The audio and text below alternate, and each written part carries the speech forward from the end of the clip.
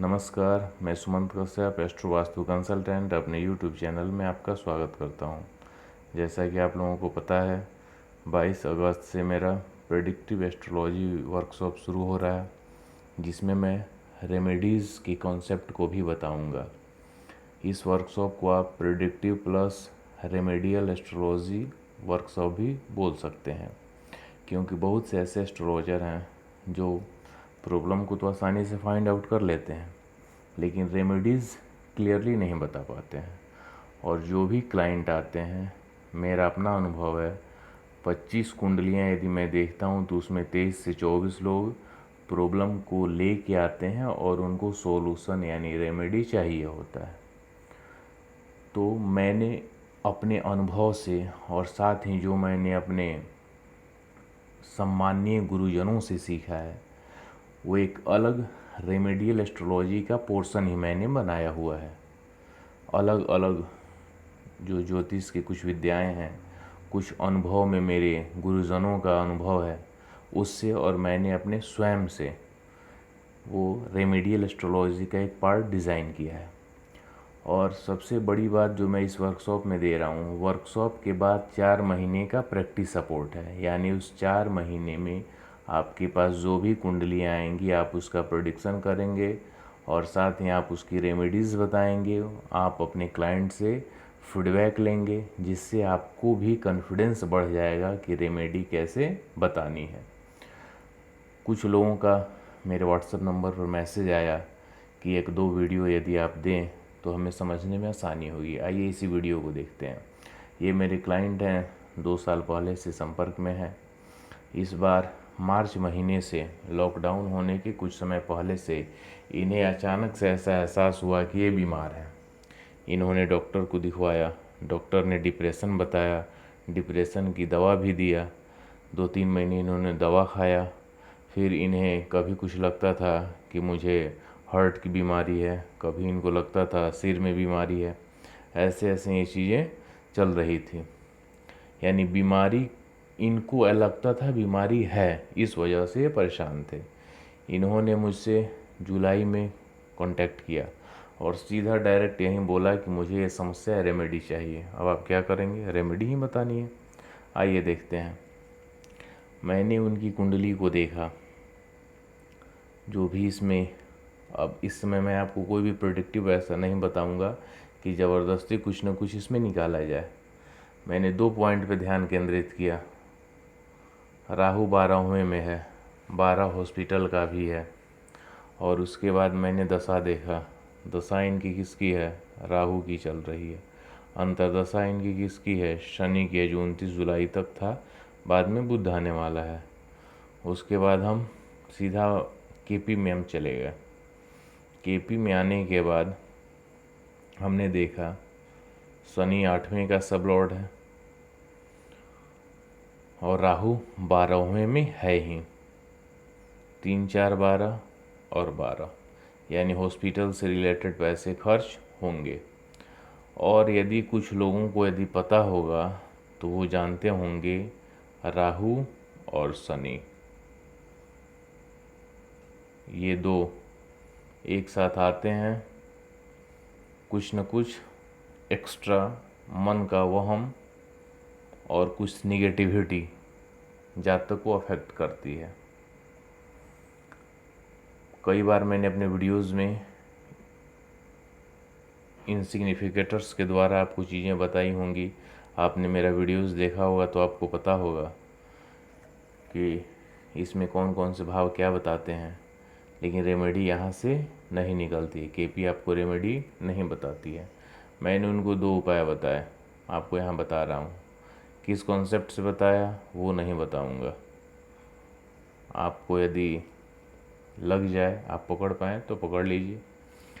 मैंने उनको कॉपर के स्वास्तिक बोला, आप अपने बेडरूम में लगा लो।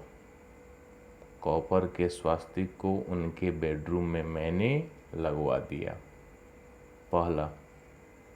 दूसरा, मैंने बोला आप माथे पर सफ़ेद चंदन का टीका करो।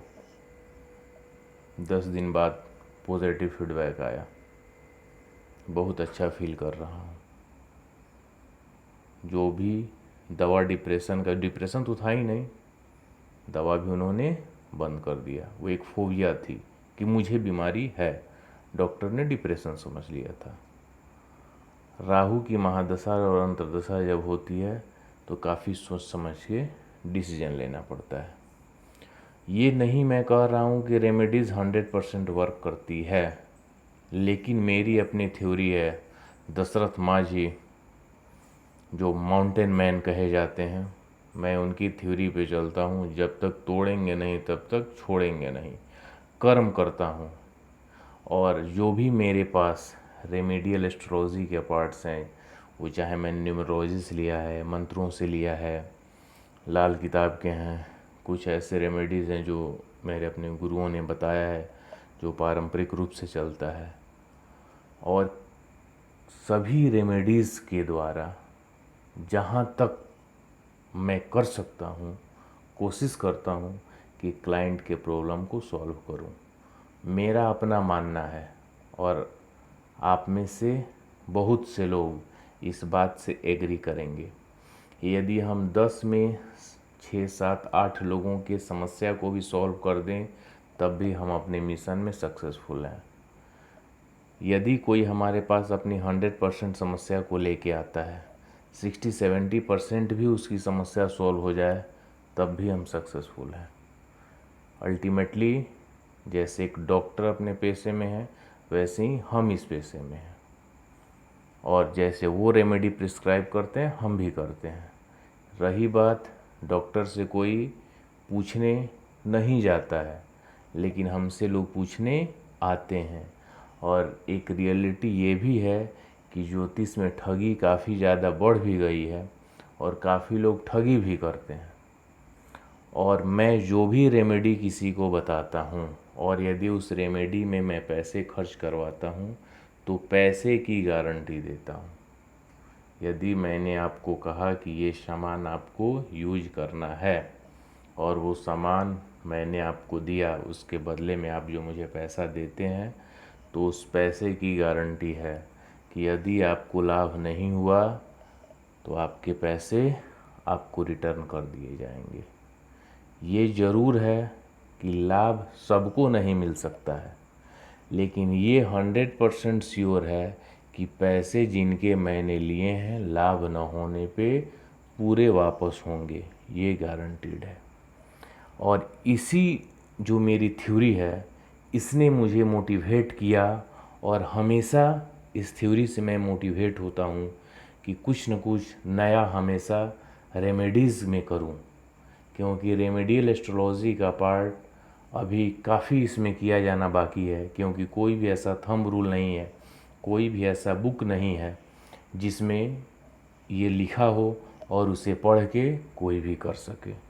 आपका एक्सपीरियंस और आपके क्लाइंट को मिलने वाला रिज़ल्ट यही डिसाइड करते हैं कि आपको रेमेडियल एस्ट्रोलॉजी की कितनी समझ है।